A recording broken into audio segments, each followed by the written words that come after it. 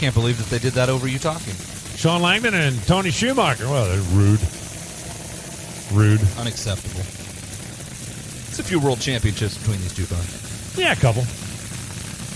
Shawn Langdon, of course, the only man in the NHRA who has got a championship as a junior dragster driver.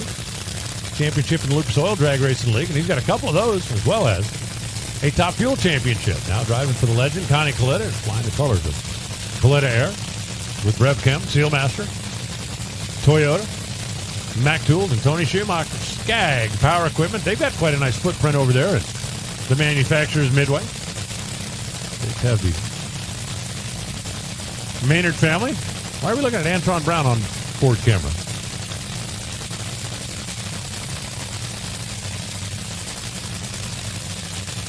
Tony Schumacher. It's been a bit of a dry spell for Tony.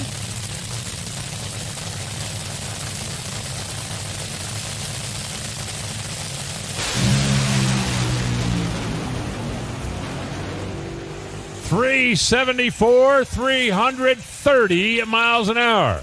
Shawn Langdon goes to the top by a couple of hundredths of a second with our first 330 mile an hour run of the weekend.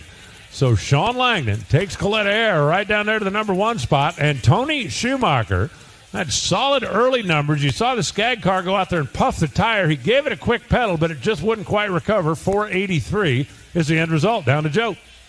Jason McCulloch, he is watching up on Sunoco Vision. All right, that's a strong run for everybody out here. We're thankful that you guys were able to get down. What did you do to do it? Well, if you get past the 1 second mark where the cars are shaking, the track's pretty good. It's just very tricky in these cool conditions, but there's a lot of good running cars out here. I'm sure that's not going to hold. All right, we got more to come. Thank you, Jason.